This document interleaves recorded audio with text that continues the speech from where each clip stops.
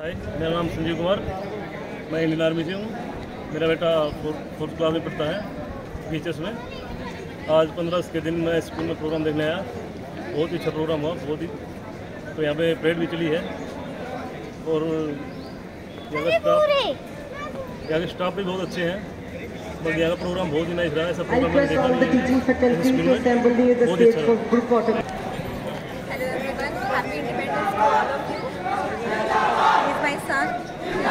BHS School, Daving Junior, and she is my daughter. She is also in Daving Junior BHS School, and we have celebrated this Independence Day in BHS School itself, and we enjoyed a lot.